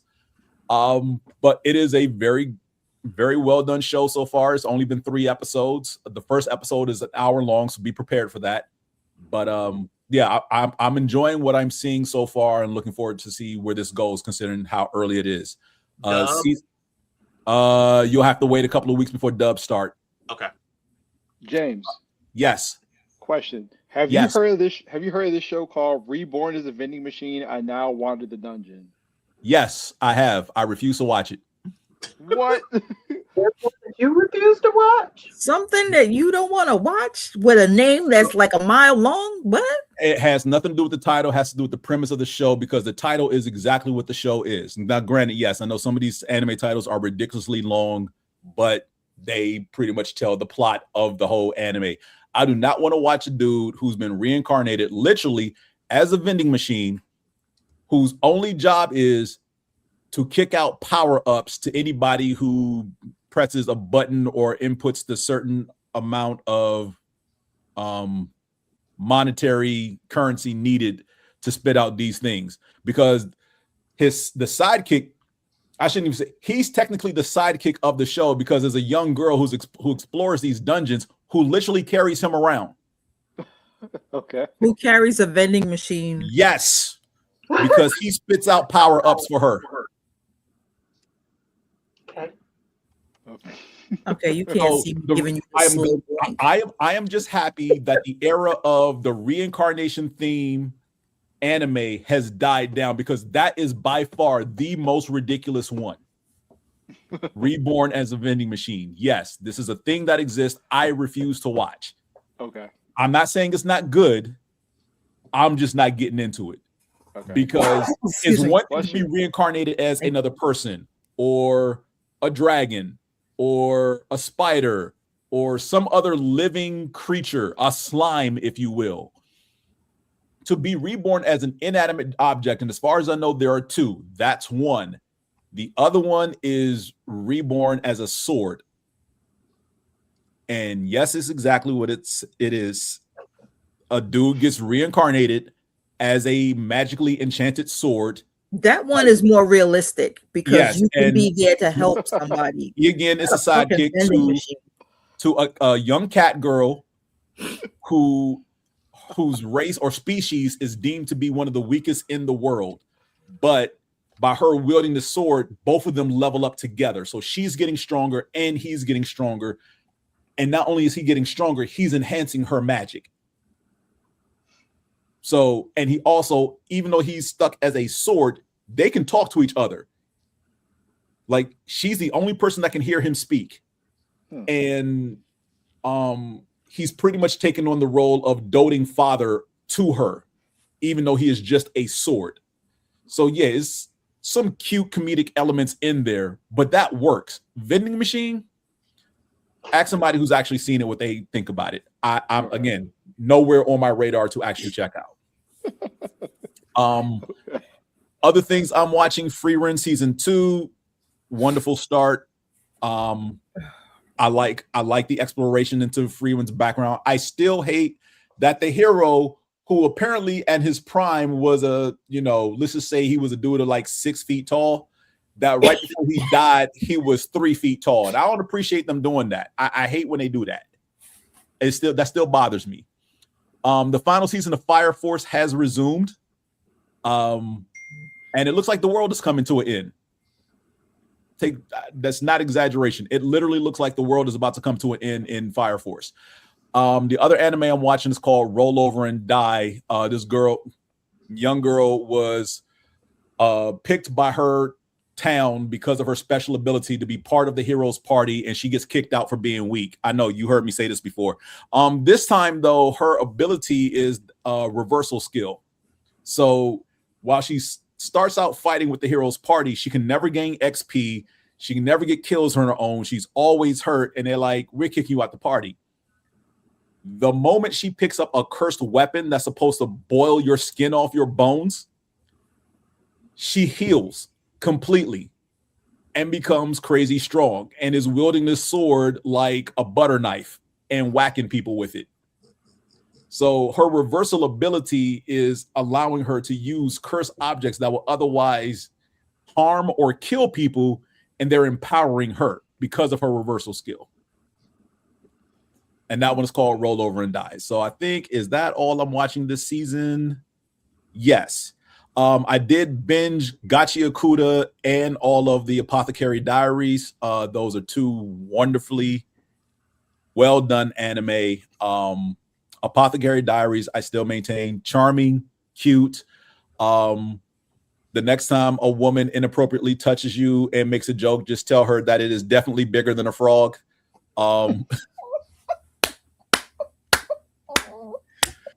Fairy, stop looking at me like that. You have to watch it to understand. It happens in season 2. You have to watch it to understand. I will say that season 2, when everything comes together at the end of season 2, that I was screaming at the TV, y'all need some damn therapy. Because that's how unhinged the end of season 2 was. And I'm just like, the double backstabbing, double agent, two-face, everyone playing dual roles things comes to a head by the end of season 2, and you need a scorecard to remember who did what, when, and in what personality, and why they never cross paths. But as I said before, we went on the air. You got he's a monk. No, yeah, not sure. He's a monk. Well, it's not a monk. Eunuch. What is it? He's a eunuch. He's supposed to be a eunuch. He's supposed to be. But yet she falls on his frog. Ending to be. Don't tell him too much. I actually want him to watch this. What is it? It's What's in the name English. of it again? Apothecary Diaries. I think I've got that on my list. It's in English. It's in English. It is dubbed. completely, well, season 2 is not done being dubbed yet. I think the last 2 or 3 episodes still have to be dubbed in English, but it's close. It is. I've seen Yes, the whole it is. thing. Oh, it is? Okay. My bad. Then yeah, knock yourself out. Have a binge. It better be. And Gachi Akuta is just a wonderful, wonderful show. That's where she's from. Semiyu right here over this shoulder. This lovely, lovely woman here in the glasses. Wait, let me blot. Okay, yeah, this. I'm right here. Woman, what are you talking about? Right. Okay. This lovely woman in the glasses is from Gachi Akuta, my new waifu. To go along with Seiko, Ayase, S Death. Let me see. Yep, right there. S Death, Yuroichi, Shihon, and of course, Major Motoko Kusanagi. Those are my waifus. I love them. But yeah, that's all I got for anime. The only other thing I plan on binging. Call of the Night season 2 was another binge I did. Yeah, I have to say, hands down, Call of the Night is easily in my top 3 favorite anime all time. And I'm gonna spoil this, so if you want to watch it later, I'm sorry, I'm spoiling the hell out of it. Season 1, again, 15-year-old kid pretty much wants to check out of life, quits going to school, just decides to roam around town at night after dark, see what the nightlife is like, and inadvertently runs into a vampire. What show is this? Call of the Night. Okay. And when he realizes this, he's not freaked out, which causes her to kind of like be a little, irate. Like, why aren't you freaked out? I'm a vampire. I, pretty much kidnapped you and sucked in your blood. And he's like, well, day life sucks, and being a vampire seems pretty cool. So I want you to make me a vampire because I don't want to live this normal, mundane life. And she's like, well, yeah, I mean, I could. I've never done it before, but there's a catch. The only way for me to make you a vampire is you have to fall in love within 1 year of me first biting you. Problem, because she has no idea how to convey her feelings in a sense of love, because every time the subject of being in love or love comes up, she gets brain freeze, if you will. Like her whole mental state just shuts down because it's a touchy subject. She doesn't know how to go about doing that. The thing you find out through other vampires is that the older they are as a vampire, the less memories they have of their human life. She has no memories of being a human. So she's got to be ancient. So in season 1, what the main character ends up doing is helping her out with all her odd jobs. Because again, if you're a vampire, you've lived a long time, you got to have some way to, survive, live, whatever. So all her jobs are at night, and she does things like, dinner companion, cuddle buddy, some like all these odd jobs, through social networking or whatever like that. And he actually fills in for her when she double books or overbooks. So he fills in being a cuddle buddy for an office worker who's completely burnt out. He ends up going to dinner with some dudes that they normally see walking the street drunk because they could do bar hopping after work, and just chats with them. So he's basically just learning what life is like, period, just beyond his high school years, seeing adults and how they function or not function. And it's very charming in that he understands that he's not the only one going through things and struggling with getting up and doing the day-to-day things. He knows now that adults are struggling with it too. And that's all season 1. Season 2, a detective is basically trying to kill all vampires. Okay. But the detective has a history with our main vampire girl. And then we find out why she has no memories of being a human. And I'm going to spoil this one thing. The reason she has no memories of being a human is because she was born as a hybrid. Because her mom is a vampire, her dad was human. She was born as a hybrid. Okay. That's why she has no memories of being a human. She was never human. But yeah, the way season 2 worked itself out, again, people need therapy. And season 2 could have alleviated a lot of problems between that detective and our crew of vampires and our main human character. But yeah, she did not get therapy. She decided that she was going to grow up and kill vampires. So, but yeah, Call of the Night, easily top 3 all-time favorite anime, because my gosh, that show is so wonderful. And if you want something on the ecchi side with a lot of fan service, you can watch Chained Soldier season 2. Wait, what was the name of the one you were just talking about again? Call of the Night. Call of the Night. It's on High Dive. So it's not on Crunchyroll? It's not on. No, I'm sorry. These last 2 anime I'm talking about, Call of the Night and Chained Soldier, are on High Dive. They are not on Crunchyroll. Okay, well, I might as well not even write that down. I'm sorry. High Dive is my backup because one of my favorite anime, Is It Wrong to Pick Up Girls in a Dungeon, started on Crunchyroll and got scooped up by High Dive for the last 3 seasons. And that's the main reason I have High Dive. And yes, they are getting a season 6 of Is It Wrong to Pick Up Girls in a Dungeon. 6? Okay, Yes. but you got to let us know because we don't have High Dive. I know you don't have High Dive. It looks like it's on Hulu as well. What's on Hulu? Call of the Night. Okay. I haven't checked. How many seasons on Of Hulu? Call of the Night? 2. Only 2 seasons of Call of the Night, 12 episodes in each season. And I will say, if you like K-pop, J-rock, J-pop, Asian music in general. The intro and outro for both seasons are bangers. Yeah, it's on Hulu. Okay. Both seasons or just one? Season 1. I only see one season. One season, okay. Yeah, season 2 just came out, so it may be a while before they get season 2. Like season 2 just came out, I want to say in September.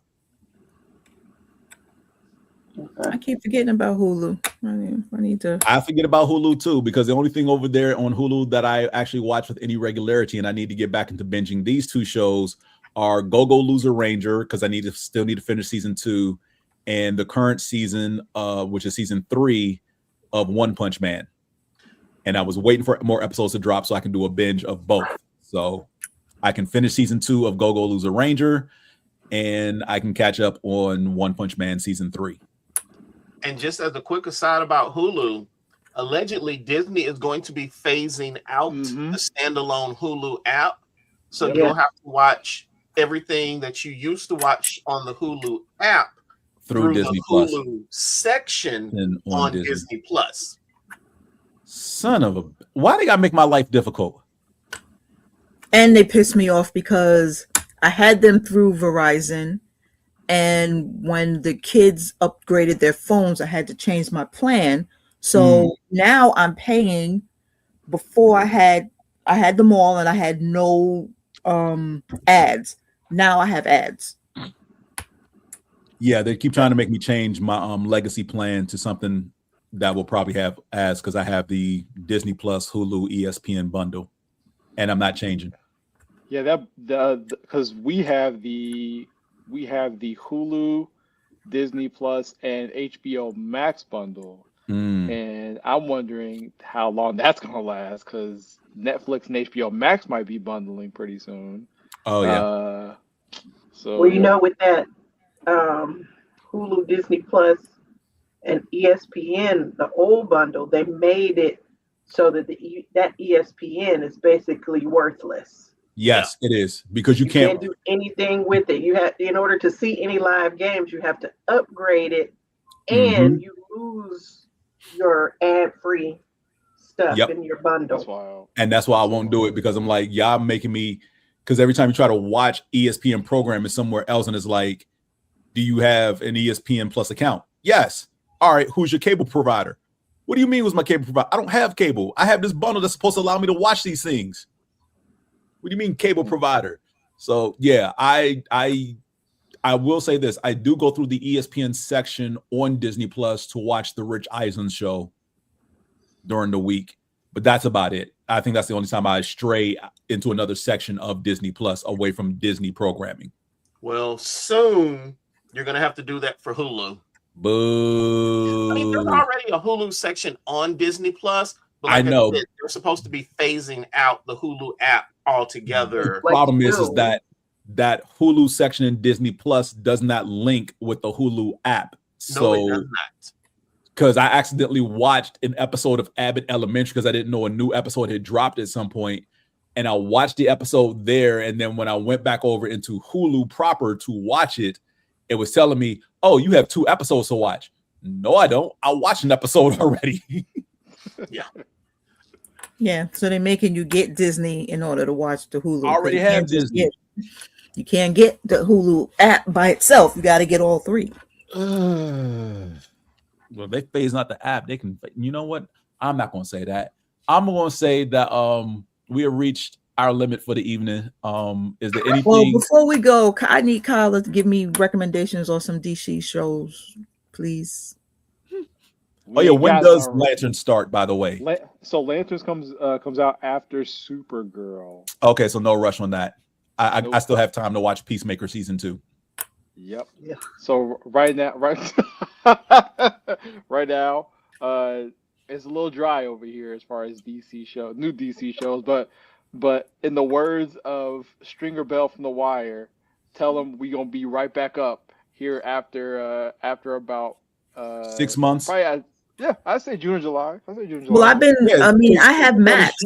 Supergirl is June 6th.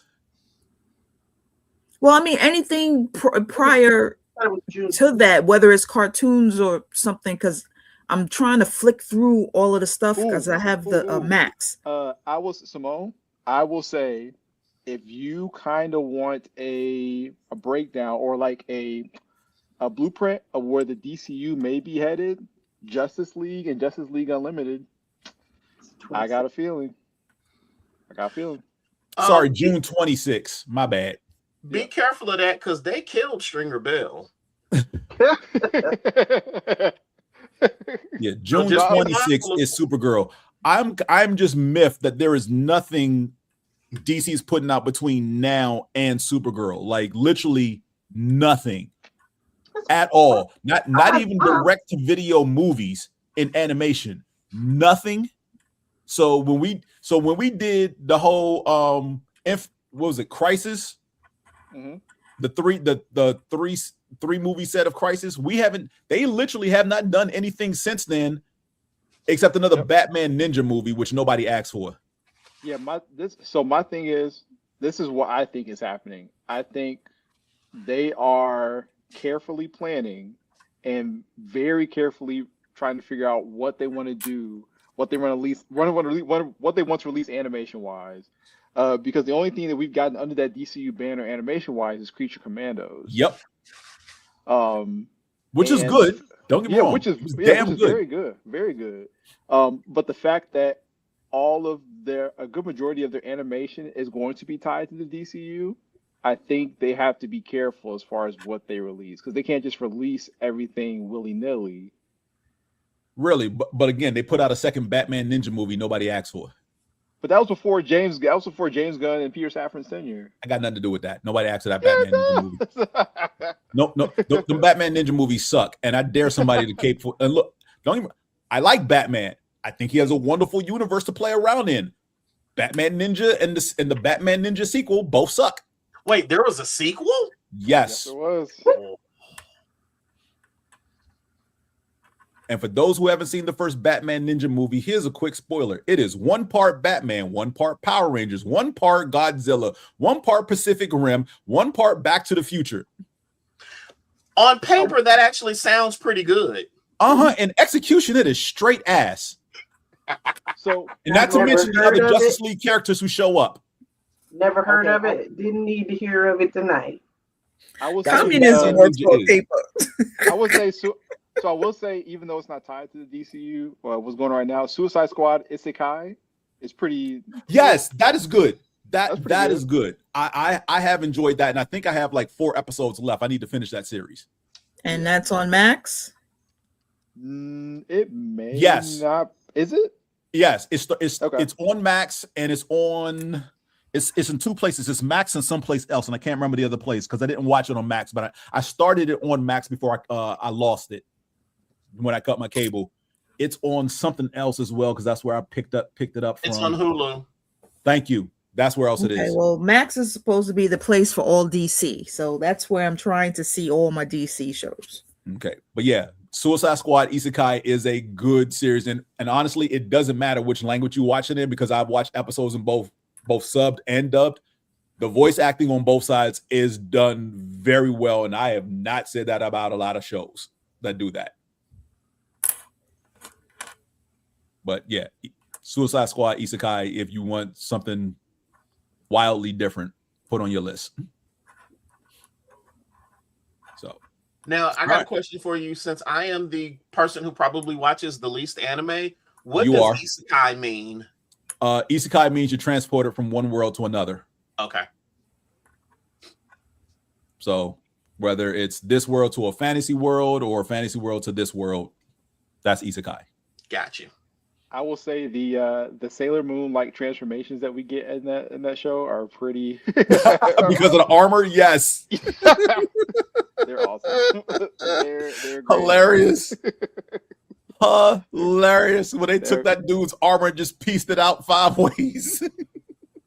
Hold on, hey James, because I'm trying to think. Clayface, does he do like a Michael Jackson type thing in that?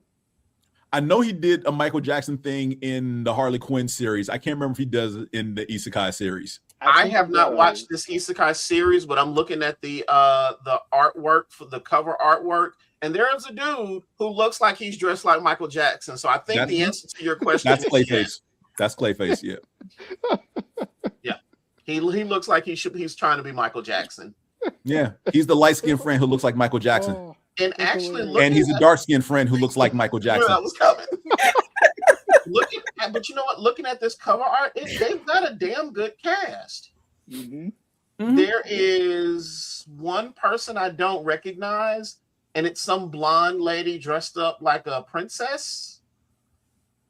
That should be Harley. No, It's not. Harley's got on her typical red and black. The women in this picture, in this piece of art, are Harley, Amanda Waller. Who's the ninja with the sword that takes your soul?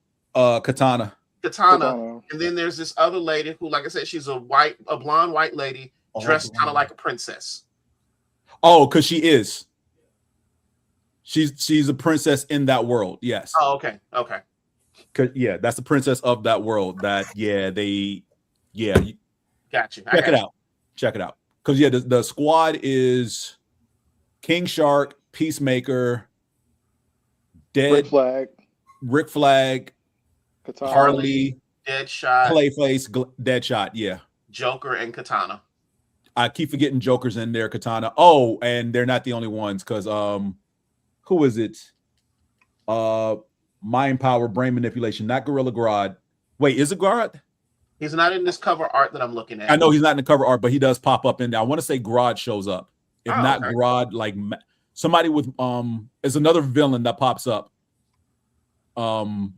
Roughly halfway through, you find out he's using because he's got mental powers to control everybody. I keep forgetting who it is. James, I just posted the cover art in the private chat if you want to take a quick look at it. Yeah, he's not on the cover art. Okay.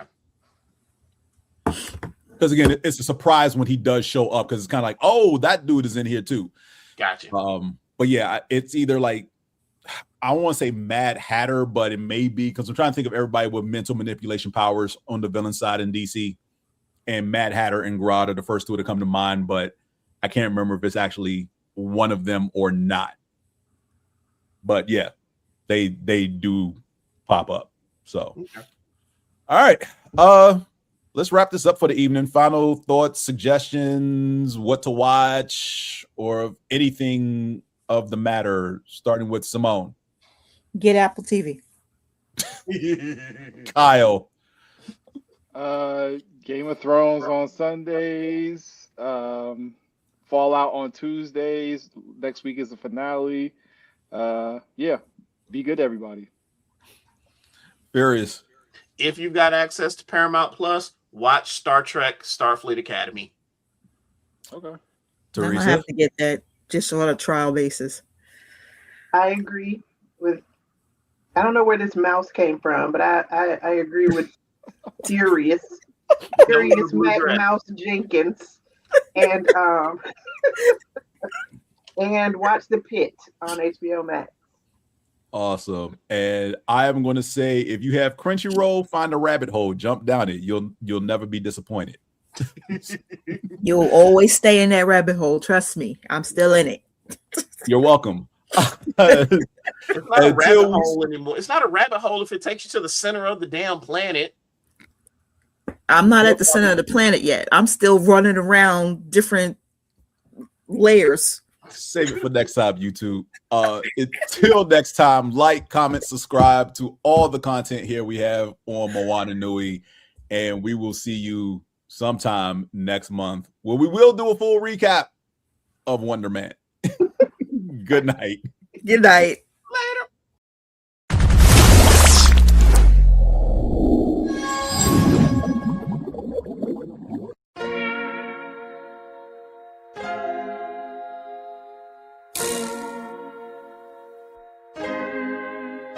So many stories left to tell, even if we have to ourselves. Can't keep history on the shelf. If they won't tell it, we will. If this the land of the free, it was a freedom then. When they annexed Hawaii and called it Cedar Lands, without any type of payment and no signing off. Called themselves a republic in 1894. 1.2 million acres overtaken from the native Hawaiians. When they resisted, the West retaliated in violence and erasure. The Hawaiian language is banned as part of colonialism's plan to expand, yeah. Stuck between a rock and a hard place. Multiple bombings of Kaho'olawe as a part of their ongoing war with Asia. Used it as a place for target practice. No consent or compensation. Colonizers call for annexation. Network of all the locals. School will never let you know. So many stories left to tell, even if we have to ourselves. Can keep history on the shelf. If they won't tell it, we will. Too many stories left to tell, even if we have to ourselves. Can keep history on the shelf. If they won't tell it, we will. We will. So if you put Hawaii into perspective, well, Black and Asian history is interconnected. Considering the fight with the Pacific, then of course versus Asia, they was treated as a middleman for war, but didn't let the Western colorism run its course. Cause dark skin was a sign of dignity to core. The land was taken in the name of capitalism, when prior to it was an actual kingdom. Clap back at the system. Stuck between a rock and a hard place. Multiple bombings of Kaho'olawe as a part of their ongoing war with Asia. Used it as a place for target practice. No consent or compensation. Colonizers call for annexation.